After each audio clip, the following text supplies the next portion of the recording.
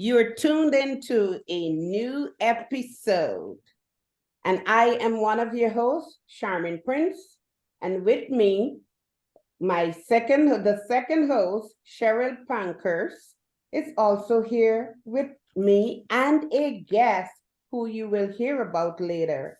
But before we continue, we will go into our 1 minute grounding session. And over to you, Cheryl. Thank you, Charmin, and welcome, Natalia.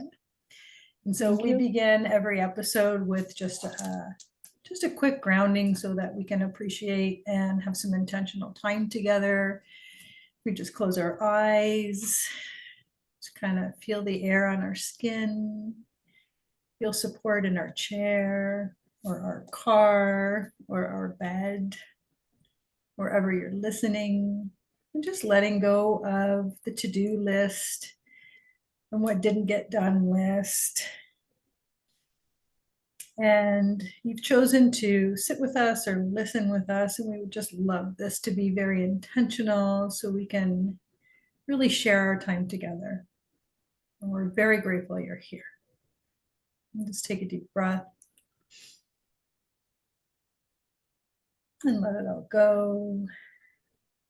And welcome back. Thank you, Cheryl.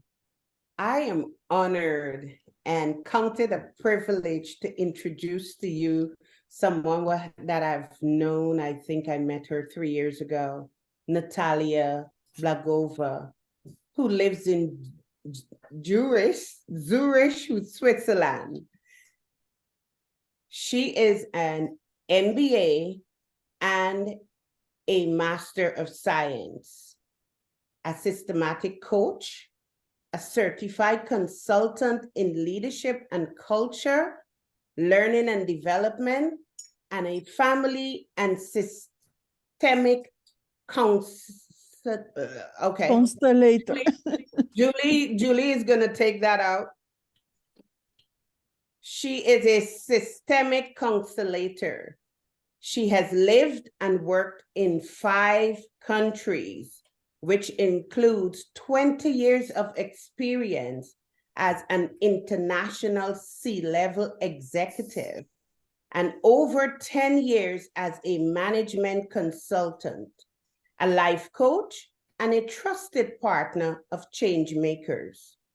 Today, the core focus of Natalia is on supporting humans to not just remain relevant, but to thrive in an era dominated by AI and machines by accessing and mastering key competencies with which we humans outperform the machines. She calls that the human advantage. Natalia does this using the power and wisdom of family and systemic constellations and other systemic approaches. Ultimately, this is about learning what intuition is and how to foster it, what consciousness, love, joy, and beauty have to do with it, how creation happens, what is a human and moral agency where inspiration and wisdom come from, and how to tap into them, how to open to the mystery and magic in life, and how to provoke positive change. Natalia is also a co-founder and a co-host of the Vanilla Weeds podcast, which focus on the art of living together. She's also a co-founder and master change whisperer for the Change Whisperer Learning Journeys and the founder of a global online community called Heart to Heart Online. And that's where I met Natalia. What an impressive bio. Natalia, welcome to the Transforming Lives podcast panel. And you are so welcome. What was missing from that bio? Is there anything else that Natalia does? Wow, what's missing from that bio is the real life behind behind all that story, because that's just like a summary of, I don't know, a few key points in terms of what inspires me today, what motivates me. But behind that, it's like in every other life, there's a period of growth, making mistakes, failing, standing up, learning on the go. So to me, that's kind of there's a depth to that process. And very often our own mistakes and our own, the things which challenge us, the things that irritate us, it's actually maybe even our sicknesses, not maybe, our sicknesses, everything at the end adds up to this beautiful texture of who we become and the unique way in which we contribute into the world. So there's lots of small and big details in that journey that actually make up who I am today and what I do. And they're all missing in that picture. Thank you, Natalia. Natalia, there's a part of your bio that I want you to touch on, if it's possible, where you spoke about human advantage and tapping into intuition. That is, I think that is so genius in the time that we are living, where we are becoming dependent on artificial intelligence, and you are teaching us or forcing us to look within. Can you elaborate more on that? Yes, absolutely. So the story of how humans, like the story of humans versus machines is nothing new. I remember I actually have finished automatics and robots and things like that. Like this is many years ago. I'm actually an engineer. I worked very little as an engineer, and then I moved to other areas. But I remember even at that time, many, many years ago now, when I was studying automation, I would have friends and robots in general. We were working with such things already.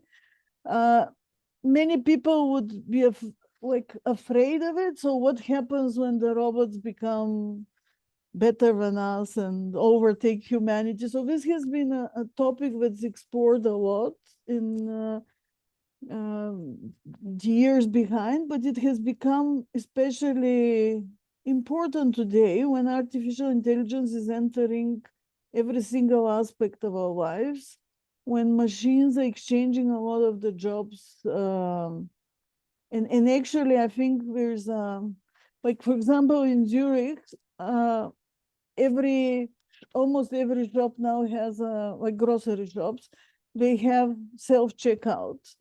And so they're gradually training us to do things by ourselves. So a lot of jobs will be removed. So naturally in society, you can feel a fear of what's happening in terms of losing jobs and in general being irrelevant. I see a lot of people writing about genuinely being afraid, like thinking that the machines will outperform us. And when ChatGPT first came, I got intrigued by all the fear that was going on. And I asked ChatGPT, what are the 10 ways in which humans are better than machines or outperform machines? And it came up with this extensive list, which included consciousness, intuition, creativity, moral agency. I mean, I can't remember, it was a whole sheet of things. And at first I was like happy, like, okay, see, even, I mean, jokingly, of course, everything that's in the artificial intelligence is programmed by people. It takes it out of information which is out there in the human world. But I anyway got in first moment, I was like, see, I mean, there's so much we're different. But then I looked at that list and I got scared actually, because that list one by one represented things we are denying. We sometimes like are not aware of them.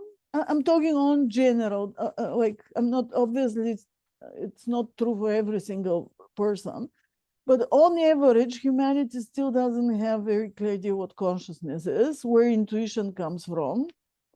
And when you start looking at that list, it's everything which we don't learn in school. It's everything that we don't formally focus on. So the things that the whole education system focuses on, and then the traditional things which make up how we build up an expertise to make a career. Like many people are actually focused on acquiring knowledge and expertise, which actually it's true that ChatGPT, not just ChatGPT, but AI is better than us.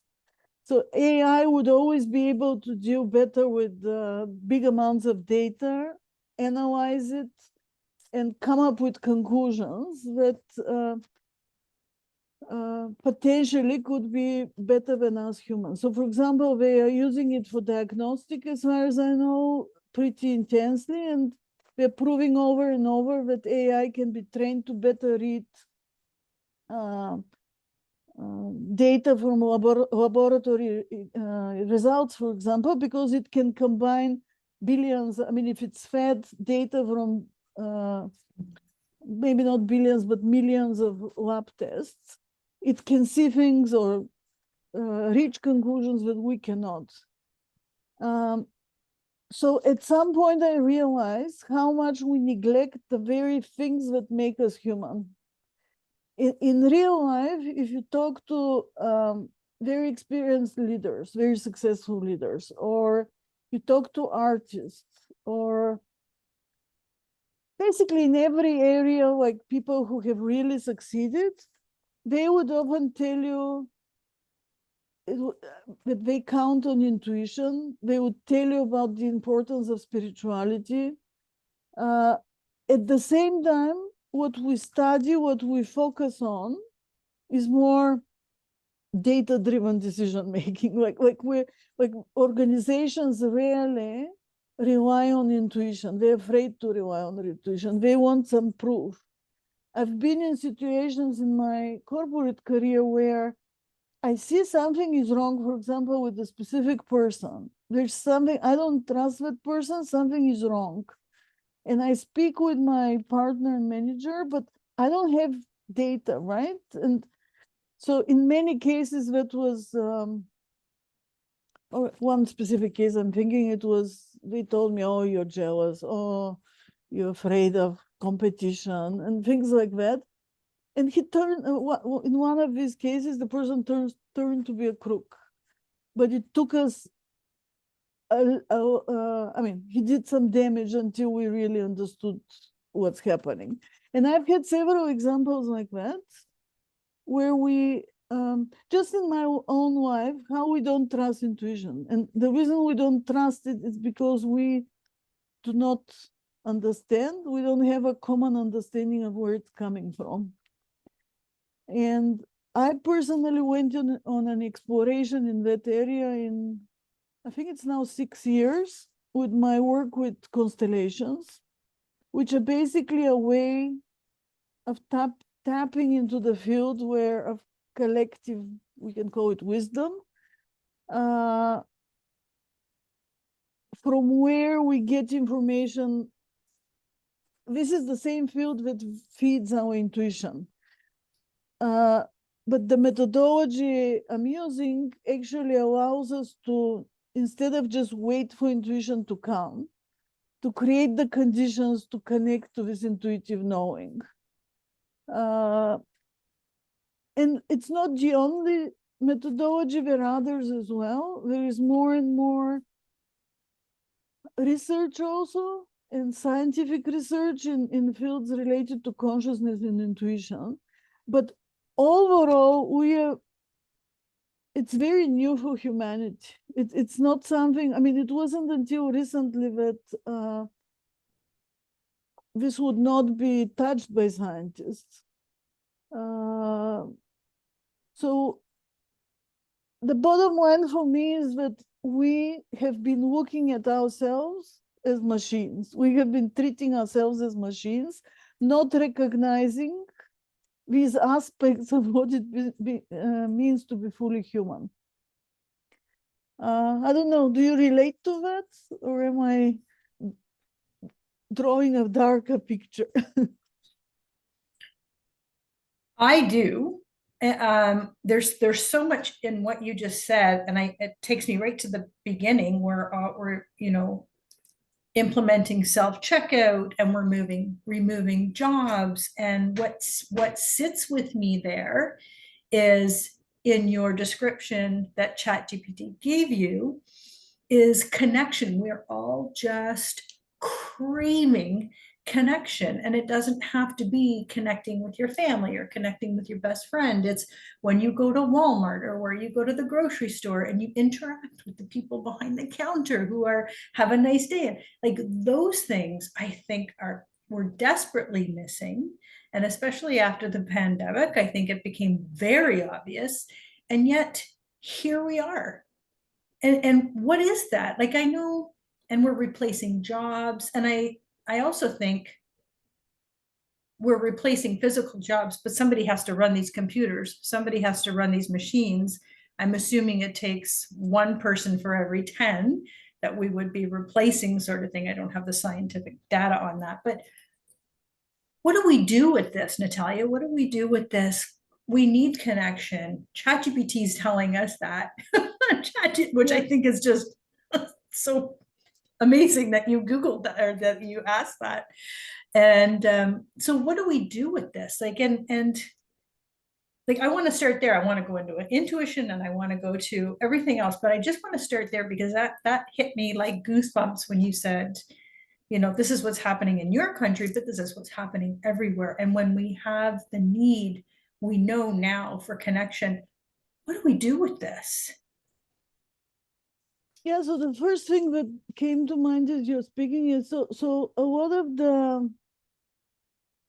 so actually there's several things here. First, you were talking about the jobs that are being replaced, and I agree it's probably a ratio to 1 to 10, but even worse than that is the people that are going to be left without jobs cannot ever educate themselves to do the jobs that are needed. So it's a societal issue, and I don't see any governments working on that. Maybe somewhere somebody is thinking, but altogether this is kind of neglected. And I have been through such transition because I come from a country that was a communist country. So I went through the transition from communism to capitalism, or from a planned economy to market economy. And the same thing happened then, because everything was changing so much. There was a whole generation of everybody who was above 45, somewhere 50, couldn't really make the transition. And there was a whole generation of taxi drivers and cleaning ladies with university educations and top qualifications. There were professors running taxis.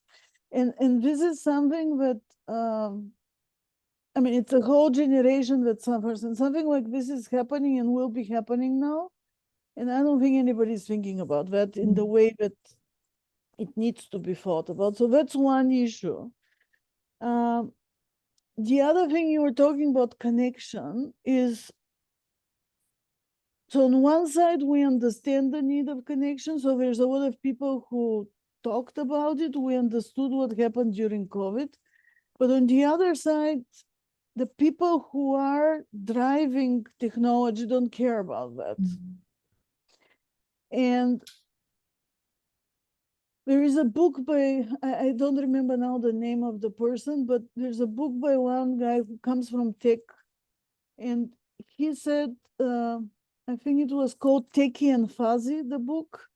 And the whole book explains how we cannot leave just to the engineers of totally driving these processes, because there are a lot of social changes and social issues around that. So we need social sciences together with arts, all the creativity, working together with the tech people if we want to create something meaningful. And that's something, I mean, this book is now probably 5 to 10 years old, I'm not sure, but I don't see that happening enough either. And finally, I want to say also with regard to the artificial intelligence and all this technology, one of the social problems also is driven by the fact, and this is where, so I feel we're afraid of the wrong things and not looking at the right things. And for me, the right things is what is happening with these people.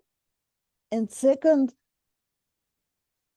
how is society being changed by the fact that all this power is in 10, 50, I don't know how many corporations. I mean, there's a concentration of power in terms of this new technology, but it's in private hands and it's completely not regulated. And on top of it, it cannot be regulated by one country, because many of these companies, organizations, they're worldwide. So if you do it in one country and there's something they don't like, they're going to move in another country. We're totally mobile in that sense. So I don't see the processes in place in society to actually start addressing these issues. And for me, this is a very dangerous aspect. At the same time, there are things that, so this sounded maybe a bit dark at the same time, and where my work is focused also, is there are things we can do as individuals to embrace the changes and make sure we tap into all these things that machines will never be able to do, but we unleash them in ourselves. Because in many people, they're very suppressed. So we have valued for years rationality over intuition, for example, materialistic pursuit instead of spiritual understanding. And we need to start opening up to this perspective, which is the essence of being alive, of being happy, joyful, with good relationships. I mean, it's the essence of what it means to be living, basically.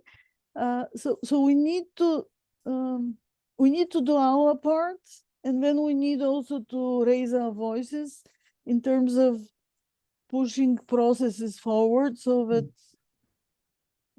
other people can do their part. Yeah, thank you for that.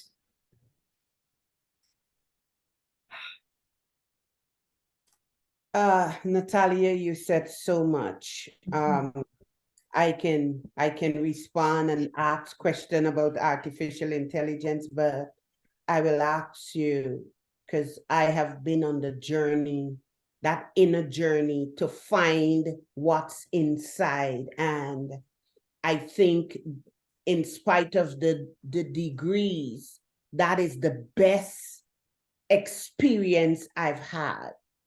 So I want you to take us and our listeners on a journey of intuition. How do we do that? How do we get there? Where do we start?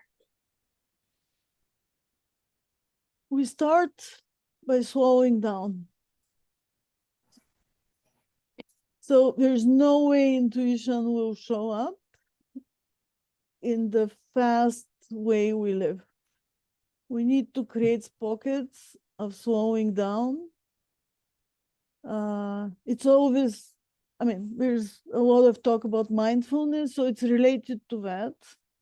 But it's creating these moments when we truly connect to ourselves, connect to nature, and connect to each other. And that's where we start. And if we are not willing to do that, we're just being machines that are trying to be more efficient. And I can tell you, we cannot outperform the efficiency of machines without these moments of stillness. So for me, this is the first most important point. The second is opening up to different cues that come from the environment and things we notice, things that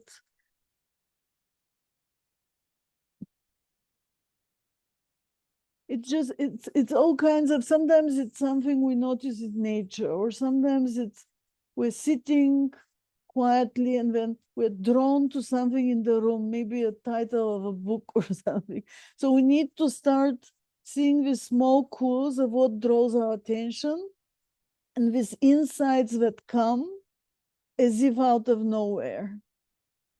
And if we start listening to them and paying attention, yeah, it's like magic. It's like miracles. It's like small miracles, one after the other. For example, there is one company, I forgot the name now. It's not a company, but more like a NGO. They were doing these walks, intuitive walks, I think it's called. So what they do, you have a question. So let's say there's something that's on your mind and you need an answer. It's something that in the traditional ways in which you look for answers, you cannot find it. So you can, for example, take a walk somewhere in nature or somewhere quiet, whatever actually inspires you, and take a walk and try to hold that question in your mind without thinking of anything else. But you don't do the usual way we think. So you don't think about it in the sense of trying to solve it. You just hold the question in your mind, but otherwise you focus on the environment. You just focus on, and the way it works best is you focus on the senses. What do you smell? What do you see? What do you hear? What do you feel on your skin, maybe? What touches you? So all these ways of sensations, but then holding that question in your mind. And the rest happens by itself. So it's a way of creating. So one of the tricks in this, so the first was slowing down and quieting the mind. The second is opening up to the signals from our body.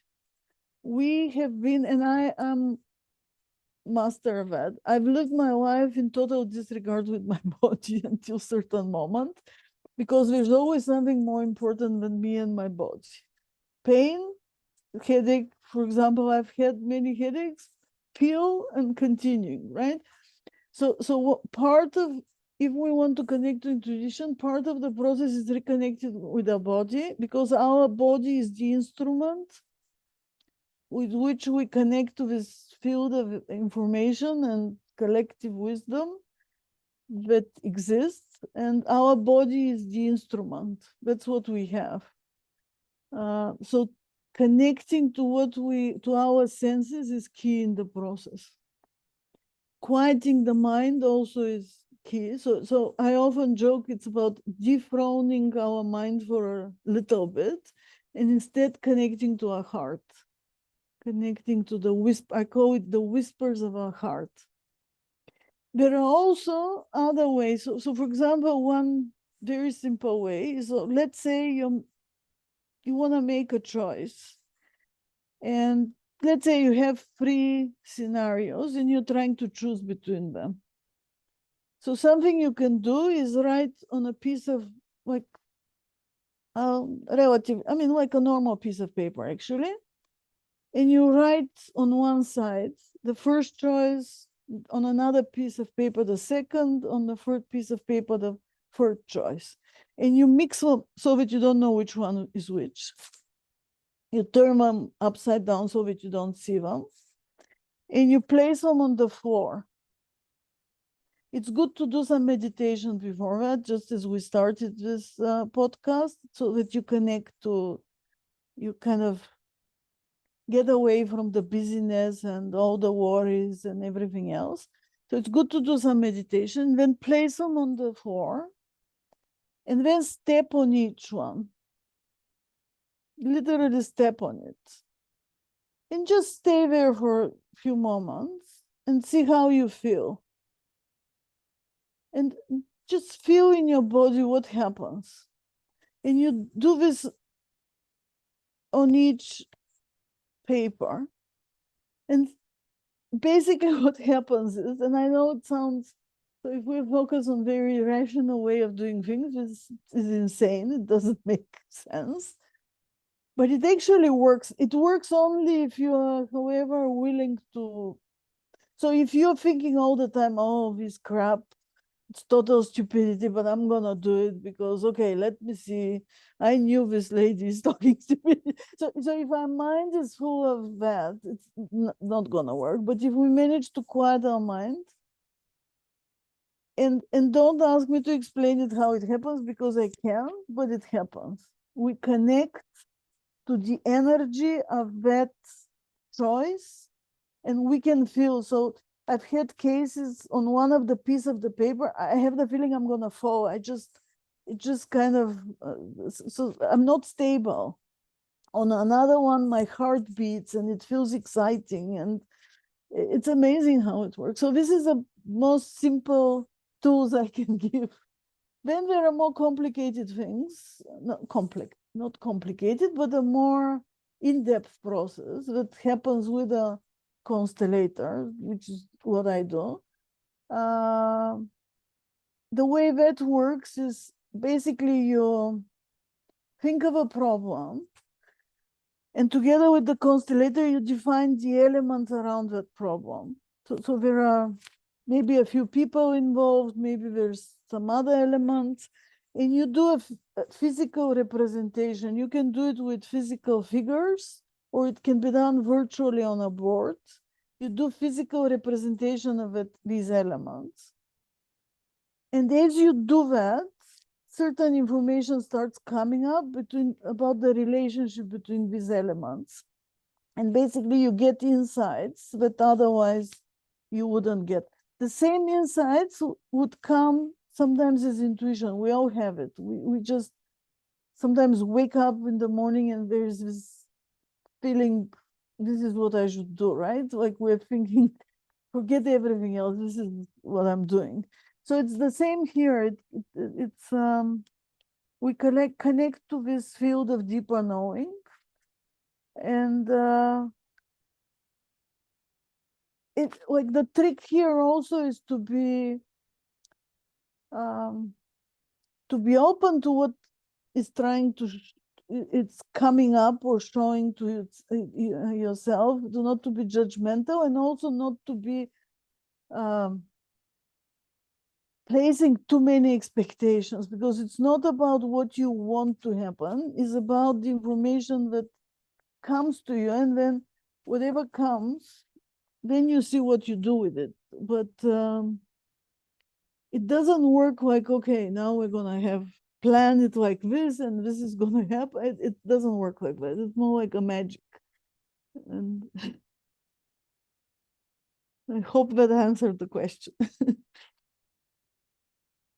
It did. And when you mention the walk in nature, I think I shared it on a previous podcast when I was involved in a moral injury study, and a former monk taught us mindfulness walking, where we quiet the mind and but we didn't think about one particular idea or thought.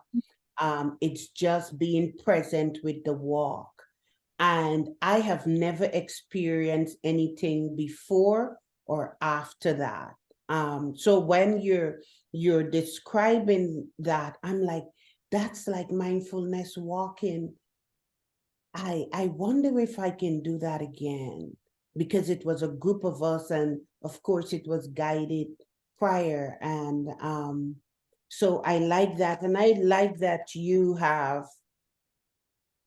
mentioned connecting with self, connecting with nature, and opening to self.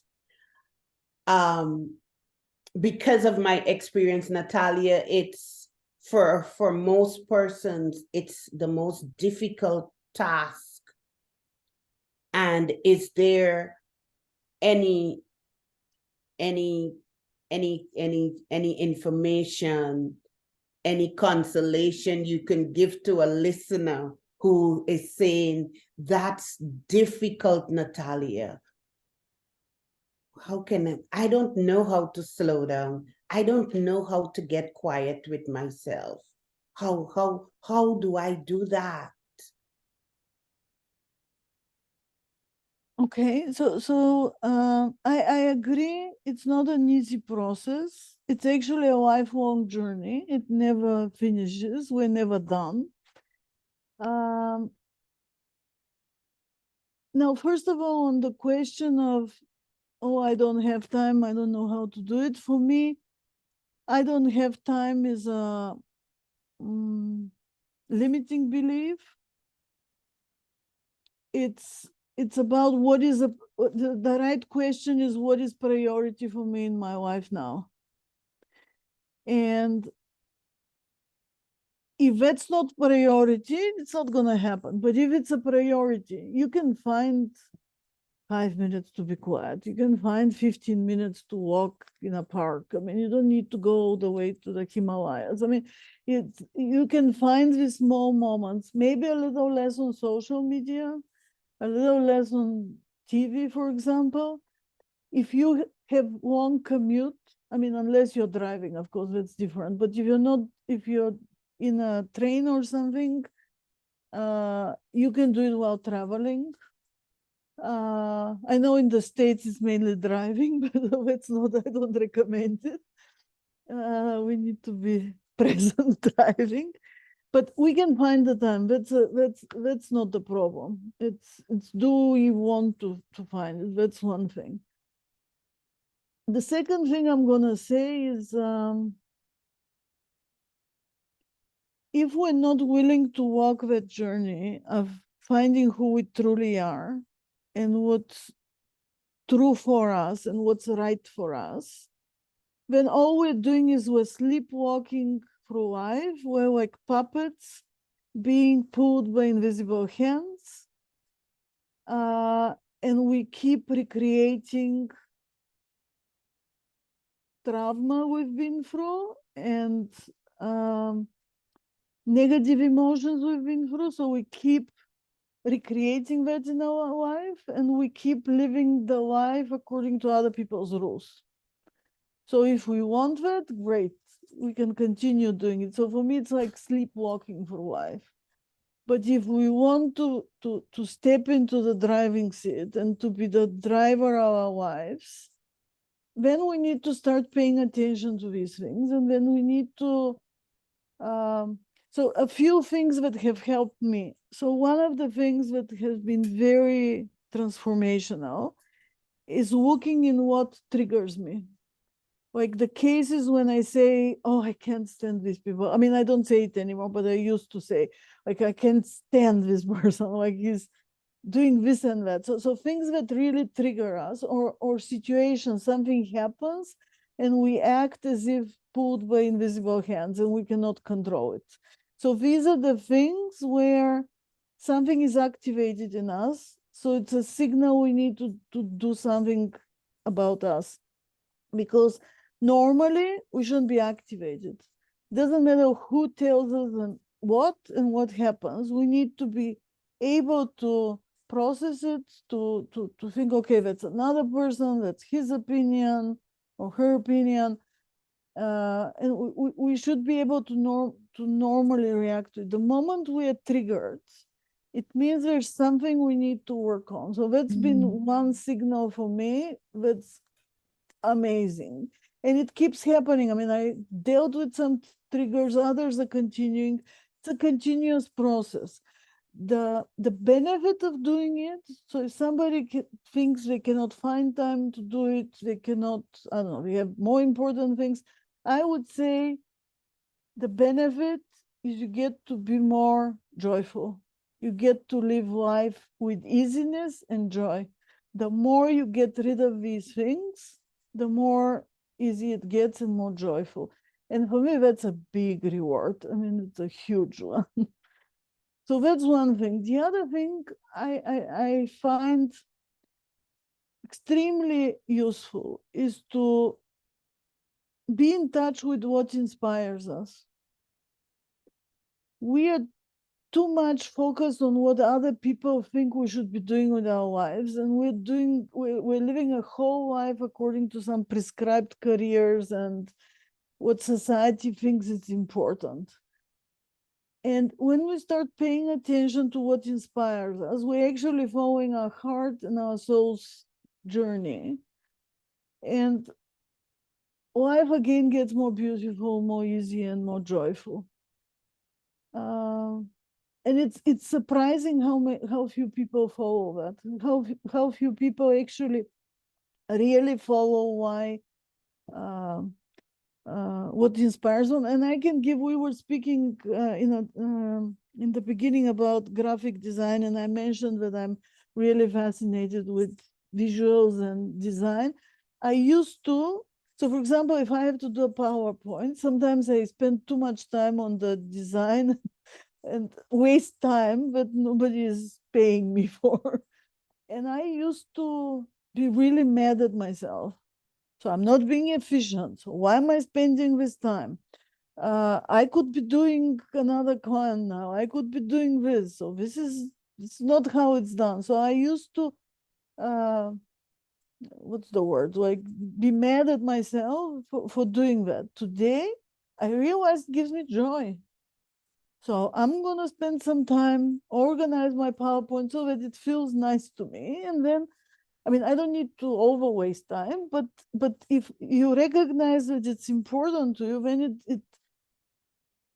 it puts me in a state in which I can then do whatever I'm doing with much more joy, and it's going to be more, not just, I was going to say real, but it's not just real, but more meaningful, more. It's actually when you pay. So for example, in my case, when I take care of the design, then my thought process, everything starts flowing differently.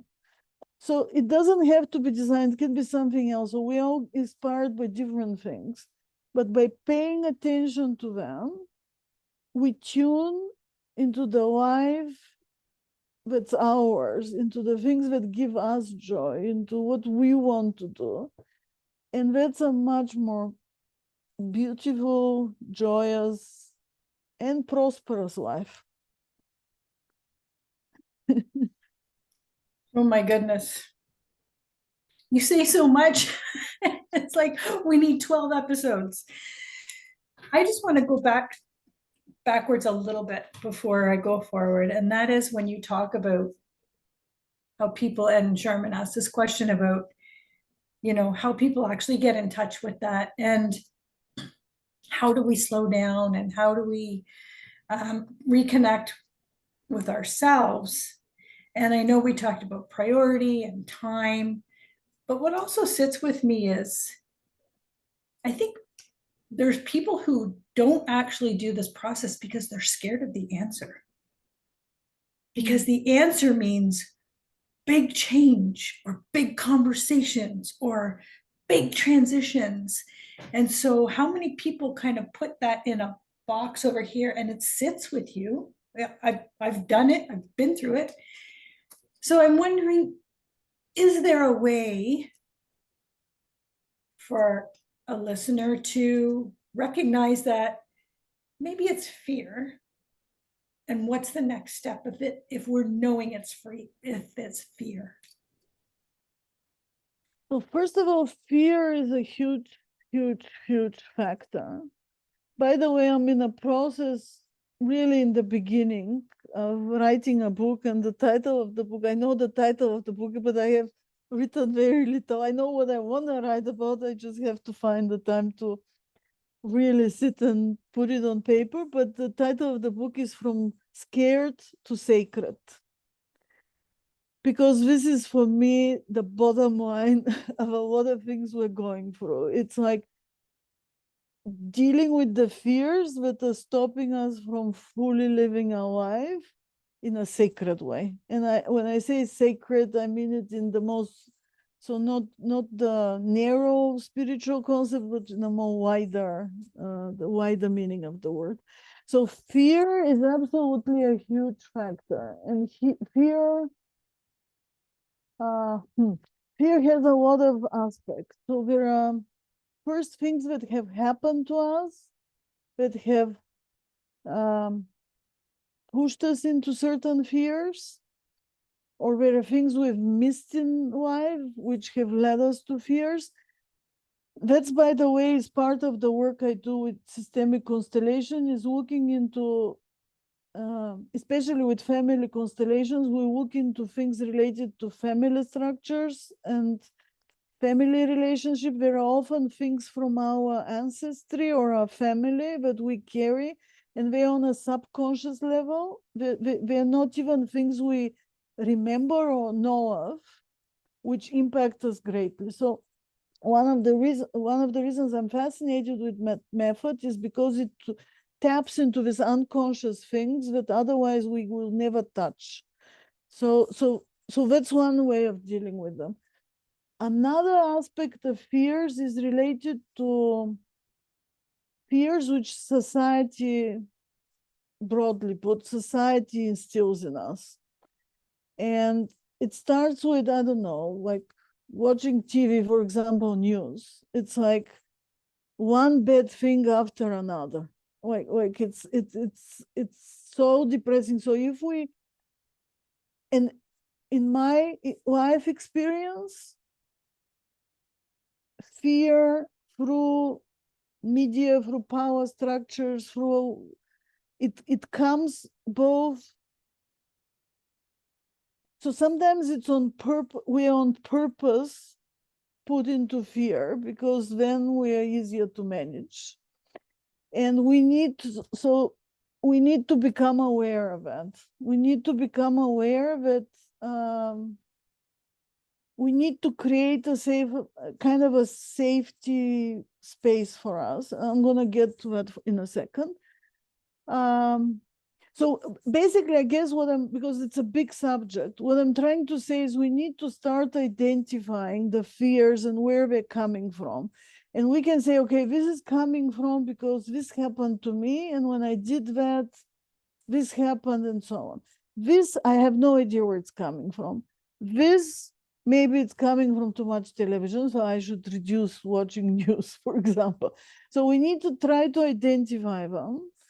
And they will be part of the fears that we cannot alone deal with.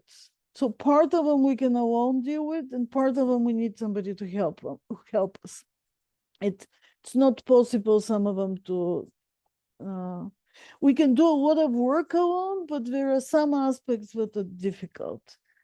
But we basically, my bottom line with fears is we owe it to ourselves to become aware of how we make decisions. And there is one tool called, it's kind of they call it the line. So they draw a line and say, this is the only tool you ever need in life to be successful. It's just this line. So at any given moment in life, we either below the line or above the line. Below the line, we are in fear, we're judgmental, we are blaming, we are, I mean, it's all similar aspects. So it's blaming, judgment, fear. we're not ready to learn. We don't want change also. Above the line, we're open. We are creative. We are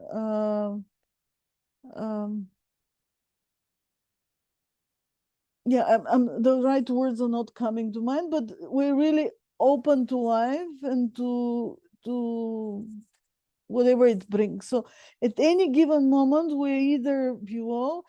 Above is also about creativity, curiosity, courage, compassion. So all we need to do in any given moment is to say, okay, am I acting now from below the line or above the line? Am I acting because I'm afraid I'm going to lose my job?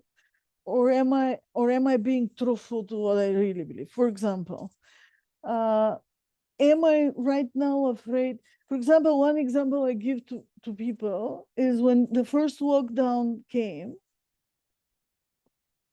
99% of the world population was scared, me including. So we were watching the TV, we were totally scared. All we could think of, so the majority of people were buying enough toilet paper and enough cans, right? That's what happened. Enough cans, that's what we are doing. And there's this small percentage of population, because I teach business and economics, so this is an example for business, but it's related. There's a small percent of the population that looked at this as an opportunity to do business, and they focused on online, delivering food online,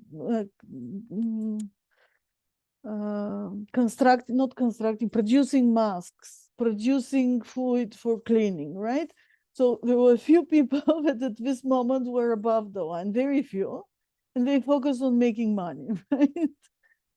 So it's just an example of above the line and below the line thinking.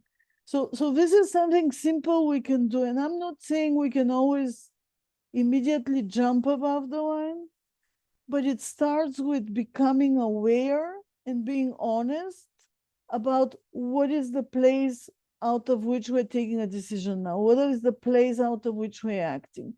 And okay, sometimes we admit I was just scared and I did it, but the moment we admit it, something changes in us, and next time it would be different. So this admission of what is critical. It initiates change, while denying of what is and living in self-lies and self-deception keeps the status quo. So otherwise, fear is a huge subject, but this is my simple kind of tool that can help. You distilled it down to such an understandable and applicable that I don't think I've ever heard in in a very long time or ever. So thank you for that. That I want to live above the line, but I love that you need to be aware and think, like, really notice, where am I behaving right now? Where's my reaction coming from? That's so important. Thank you. That's like a mic drop for me. You're welcome. This is from a book. It's called 15 Commitments of Conscious Leadership, but I recommend of the Consciousness Group. I think the line is something they picked it up from somewhere, but this is where I picked it up from. And there are these 15 commitments of conscious leadership, but they are, I would say, there are 15 commitments of conscious living. So they're not just about leadership. That's the other thing, by the way, the word leadership. It's been used left and right. And for me, the most important leadership is self-leadership. It's our ability to actually be the leader of ourselves. And everything else is just related to that. And if we're talking about organizational leadership and organizational leader, for me, the most important thing they need to learn is followership. But that's a whole other story. Otherwise, self-leadership is step one and it's critical. Natalia, I mean, I've written so many notes. There were so many moments of dropping the mic. When the way you're encouraging, inspiring, motivating us to become self-aware, to become present, to know who you are, it's so inspiring. And then you added the topping of self-leadership. I mean, this is so phenomenal, and I really think that the world needs this at this moment. I needed to hear that today, and I'm sure I'm speaking for Cheryl, and I'm sure I'm speaking for many of the listeners that this is in need. When you mentioned the line, it took me back to a tool that I use called life mapping, where when you above the line is the good things that happen in your life, and below the line is like your traumas. And you have touched on so many elements. I can go on and on and on and on. You're fantastic. Cheryl, over to you, because I'll just continue to shower Natalia with flowers. Oh, and I'm the same. I have notes and notes and scribbles and scribbles. More notes, I think, than I've ever taken. And it's because, sometimes we listen to, motivators and intuitionists, and it doesn't always apply. Like, here's the message, and here's the listener, or here's me, and there's no integration. And I feel like what you offered in just this hour has given me the opportunity to integrate what you're actually talking about, because it makes so much sense to me, as I'm sure it makes so much sense to people listening. I would honestly offer, we would love to do another episode, because I think there's, we have to be mindful of time, but there's still like so many things, so many rabbit holes I want to go down with this conversation. I hope Total pleasure. It's total pleasure. And thank you so much, both of you. I mean, I'm so happy it resonates. What I'm speaking resonates with you. And I relate to what you're saying, because it took me years of integration myself. A lot of things that, like, moving from different levels of knowing. So at some point I knew certain thing is important, but to get from there to really, what are the small steps we can take in that direction? That took me a lot of time to integrate, both on personal level, but also as someone who is trying to help others, basically. And by the way, on that journey of trying to help others, it's been a very interesting transition. So after I left my corporate job, I went into this consulting, training, coaching area. But it's very interesting. I started as a management consultant, so I even took a certification for certified management consultant. Then I got disappointed of that, got more into, so it was management consulting / mentoring, which today I translate into telling people what to do. So meaning you come up with these models and you're supposed to wow them, and then they do what you tell them. I'm a bit brutal, like simplifying it, but because I want to explain a point. So I moved from that point. I moved more towards coaching and facilitation, because I realized that it's more about creating a space in which people find their own truths. And I want to bring here, my focus was culture, leadership, self-development, things like that. And in that area, I felt it's really not about giving people models and telling people what to do. It's more about creating the space in which they find their own truths and their own journeys. And then from that, I moved to this systemic constellations, which is even it's you're even more outside of the process. You're really living it to some higher power, actually, and finding insights and trusting the process somehow. So it's been a process of pulling myself out. So helping by pulling myself further and further out, but then creating the moment for people in which they can find their own truth.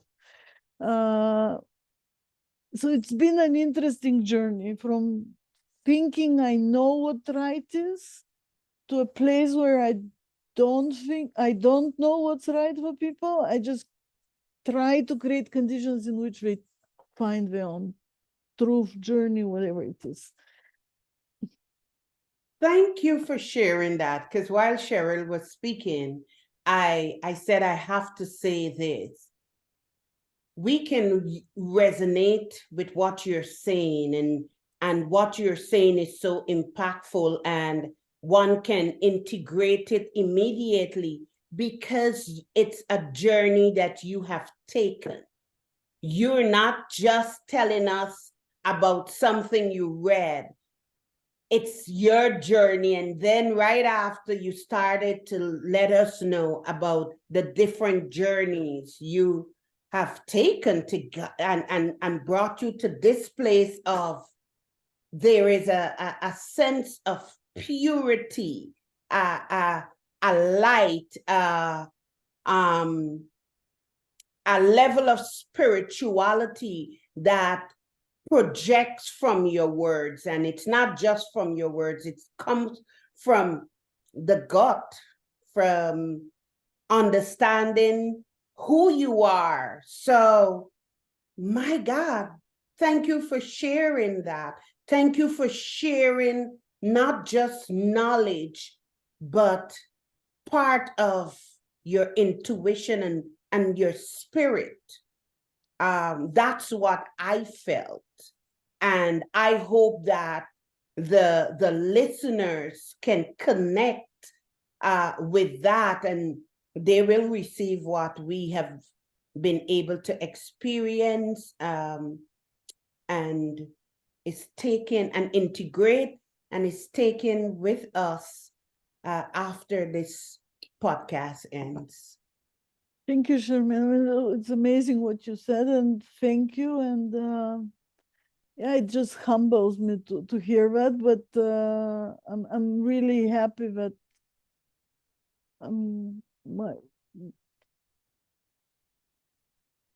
that what I'm saying is meaningful. Basically, that I'm touching. That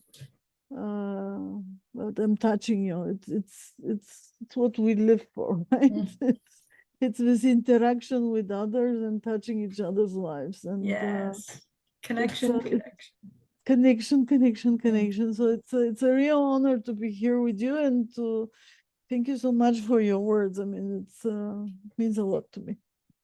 Natalia, before we wrap up, can you please tell our listeners where to find you, how to connect with you? We'll put everything in the show notes, but I want to hear from you where we can find you, because your warmth and it comes out from inside, and I just want to hear you talk a little more. So where can we find you?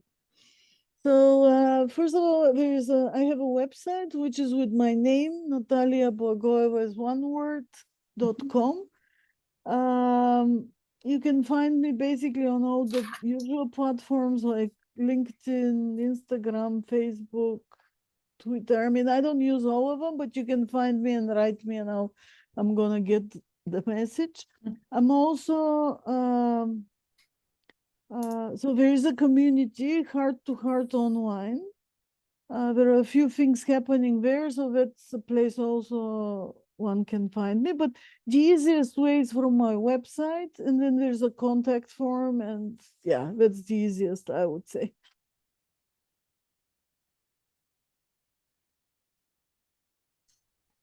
Well, thank you. Go ahead, Sherman, sorry. I have to ask about the systemic constellation. Where do we connect with you to sit with you for systemic constellation? Yes, thank you for that question. So basically, I do one-on-one constellations, which is working with individual problems, and I can be contacted from my website. This year, I have been doing also societal systemic constellations, which we've been looking into societal issues, and they're happening in a place on the Heart to Heart online platform, which is called Heart Whispers Circle of Trust. Now, for next year, I'm redesigning things. So basically, what I would be doing next year is very soon. From next year, I would be creating groups to work on specific problems. So for example, some will be around health issues and well-being in general, others around some family stuff. So I have this series actually, it's called Awake. So the first A is ancestry, W is well-being, A is abundance, K is Kama Mudra, which is a very interesting word, and so awake and emergence. So these are different groups that I would be forming. So it would be like 4 or 5 people committing to several sessions where we work on. So every time there's work that's done on a specific question of one person, but the other people participate as well. So there is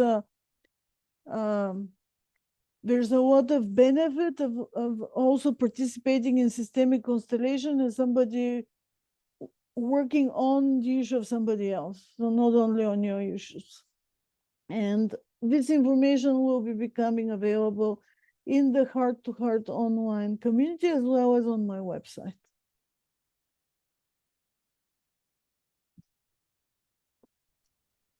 Well, thank you once again, Natalia. It has been an absolute pleasure and an honor, and I feel like I just need to get off here and sit with myself and really absorb everything that you've said. Has been so important. We thank you again. We thank you, listeners, for stopping by and enjoying this Transforming Lives podcast panel episode. And we will see you again next week. Thank you for having me. It's been an honor, and thank you both for creating the space where I feel at home and I can share from the heart. Thank you so much.